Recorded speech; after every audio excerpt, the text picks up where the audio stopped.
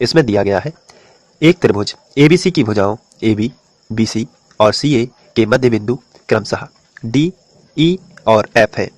त्रिभुज DEF और त्रिभुज ABC के क्षेत्रफलों का अनुपात ज्ञात कीजिए। तो ABC की भुजाओं के मध्य बिंदु, सबसे पहले ये क्वेश्चन ही समझ लेते हैं। यदि ये चित्र आपके सामने है तो इसमें त्रिभुज ABC है, जिसमें AB का मध्य बिंदु D है, BC का मध्य बिंदु E है और AC का मध्य बिंदु F है। और इन तीनों मध्य बिंदुओं को मिलाकर एक त्रिभुज बनाया गया है। और ये त्रिभुज जो है, इसमें साथ में और क्वेश्चन पढ़ लेते हैं थोड़ा सा।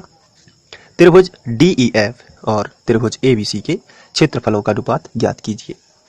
इसका मतलब ये है बड़ा त्रिभुज ABC और छोटा त्रिभुज DEF के क्षेत्रफलों का अनुपात हमें निकालना है। तो इसके लिए सबसे पहले जो हमें दिया गया है उसी को लिख लेते हैं। तो शुरुआत कर देते हैं। सबसे पहले लिखेंगे त्रिभुज ABC की भुजाओं, क्वेश्चन को देख के ही लिखना है, की भुजाओं AB, BC और CA के मध्य बिंदु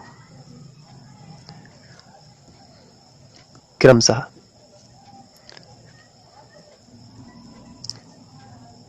D, E और F है। तो ये आपको बिल्कुल क्वेश्चन से देख के लिख लेना है। अब आपको एक छोटी सी बात यहाँ पर पता होनी चाहिए। आइए उस बात के बारे में चर्चा कर लेते हैं। यहाँ पर यदि चित्र देखें तो त्रिभुज की बड़ी भुजाओं के समांतर कुछ रेखाएं खींची हैं, आप उसको ध्यान से देखें। जैसे AB के समांतर ये है FE या EF, BC के समांतर यदि देखें तो DF है, और यदि आप AC के समांतर देखें तो DE है। कहने का मतलब ये है, यहाँ पर आपको एक बात ध्यान रखनी है, वो ये बात है कि अगर आप ये BC देख रहे हैं और ये इसके समांतर क्या है DF, इनमें एक बड़ा फर्क होता है, छोटा सा अंतर होता है। ये अंतर ये है कि ये जो BC है उसकी आधी होती है क्या DF। इसका मतलब ये है DF जो चाहिए तो आपको 2 का गुणा करना पड़ेगा DF में, तो BC आ जाएगी। और अगर BC चाहिए तो आधी, यानी BC जो है वो DF की कैसी होती है, आधी। तो ये कहने का मतलब ये है जो BC है ये DF से 2 गुनी है। उसी तरीके से ये जो DE है वो AC, अगर आपको AC चाहिए तो DE में 2 का गुणा करना पड़ेगा। और यहाँ पर देखिए AB, अगर आपको AB चाहिए तो आपको EF में 2 का गुणा करना पड़ेगा। कहने का मतलब ये है, अगर आपको ये DF लिखना है तो ये DF BC का आधा होता है। किसका आधा होता है, BC का आधा, यानी 1/2।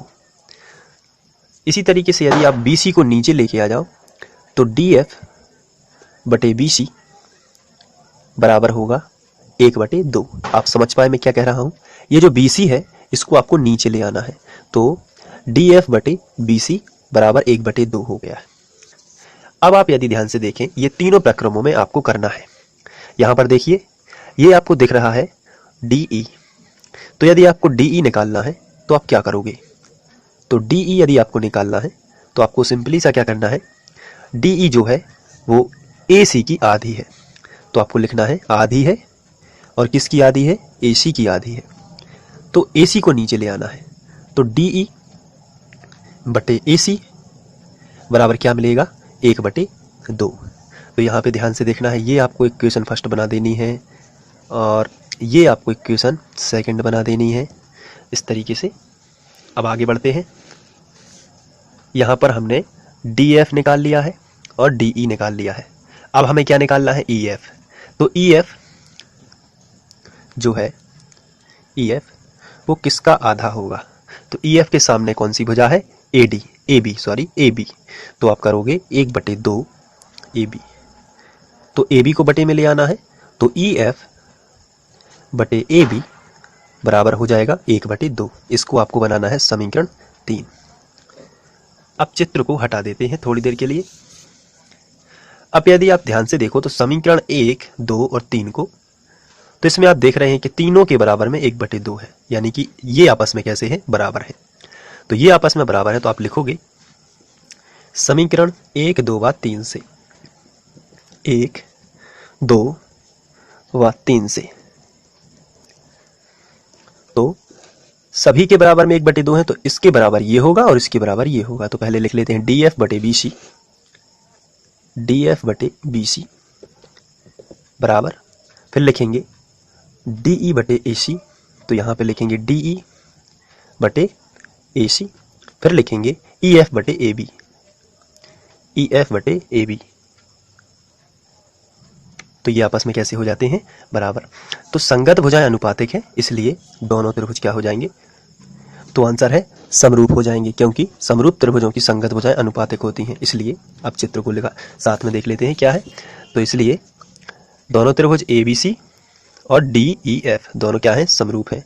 तो आपको इतना लिखना है, इसलिए त्रिभुज ABC समरूप है त्रिभुज DEF, और ये आपको लिखना है भुजा भुजा भुजा समरूपता से। तो अपन भुजा भुजा भुजा समरूपता से। तो इस तरीके से, या फिर आप लिख सकते हो समरूप त्रिभुजों की संगत भुजाएं अनुपातिक होती हैं।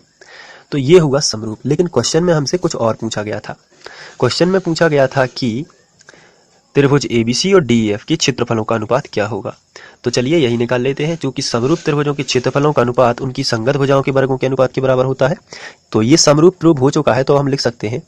इसलिए क्षेत्रफल त्रिभुज ABC बटे क्षेत्रफल त्रिभुज DEF बराबर उनकी संगत भुजाओं के। तो ABC की कोई भी संगत भुजा ले लेते हैं चित्र से। तो यहाँ पर देखिए ABC की AB ही ले लेते हैं संगत भुजा। तो यहाँ पे लिखेंगे AB, और यहाँ पर DEF की कोई भी संगत भुजा, तो AB के सामने वाली लीजिए EF, तो EF ले लेते हैं और इनका वर्ग होता है, तो वर्ग लगा देते हैं। अब आगे बढ़ते हैं। तो यहाँ पे लिखेंगे क्षेत्रफल त्रिभुज ABC बटे क्षेत्रफल त्रिभुज DEF बराबर AB जो है वो EF का कैसा है। तो यदि आपको EF लिखना है तो आप लिखोगे, या फिर ये लिख देना है AB जो है और EF दोनों में आपको संबंध में चित्र से पहले बता देता हूँ, फिर इसमें एक्सप्लेन हो जाएगा। तो AB जो है वो EF का क्या है, आंसर है दुगना है।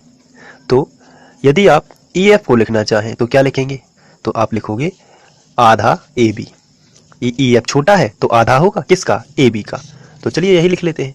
तो AB को अभी ज्यों का त्यों लिखते हैं और EF को लिख देते हैं आधा EAB, आधा AB। तो EF ही लिख गया समझ लो, और वर्ग लगा है तो वर्ग लगा देते हैं। AB और AB क्या हो जाएगा, कैंसिल। तो आगे मिलेगा क्षेत्रफल त्रिभुज ABC बटे क्षेत्रफल त्रिभुज DEF बराबर AB कैंसिल हो गया, तो बचा 1/2। 1 के बटे में, तो ये 1/2 हो जाएगा, 2/1 पलट के, और वर्ग लगा है तो वर्ग। तो आंसर 2 का वर्ग 4, 1 का वर्ग 1, तो अनुपात आ जाएगा 4:1। इस तरीके से आप इसको एक स्टेप और बढ़ा के यहाँ पे लिखोगे 4:1। और यदि क्वेश्चन की बात की जाए तो क्वेश्चन में उन्होंने अपन से सबसे पहले पूछा है कि DEF और ABC। तो DEF का क्रम पहला है और ABC का क्रम बाद का है। तो यहाँ पर अपन ने लेकिन निकाला है जो, इसको देख लेते हैं। तो यहाँ पर यदि बात की जाए तो अपन को ABC ऊपर लिया है, लेकिन क्वेश्चन में पूछा गया है DEF पहले, तो इसको पलट देते हैं। तो यदि आप कहेंगे इसको क्षेत्रफल त्रिभुज DEF, अगर इसको पलटेंगे तो थोड़ा सा यहाँ पे चेंज हो जाएगा। क्षेत्रफल त्रिभुज ABC बराबर 4:1 की जगह पर आएगा, यानी 4 इसको हटा दे थोड़ा सा, तो 4/1 है, तो ये हो जाएगा 1/4, क्योंकि इसको पलट दिया है DEF ऊपर क्वेश्चन के अनुसार और ABC नीचे कर दिया है। तो दोनों क्षेत्रफलों का अनुपात कितना आएगा, 1:4। तो ये आपका आंसर आया है, इसलिए इसको थोड़ा सा पलटना पड़ा है। चलिए ठीक है, ये आप लोग कर लेंगे। तो यही अभीष्ट अनुपात है। तो आशा करता हूँ ये आप लोगों को अच्छे से समझ में आ गया होगा। यदि कोई प्रॉब्लम है तो आप मुझे बताइए। Thank you.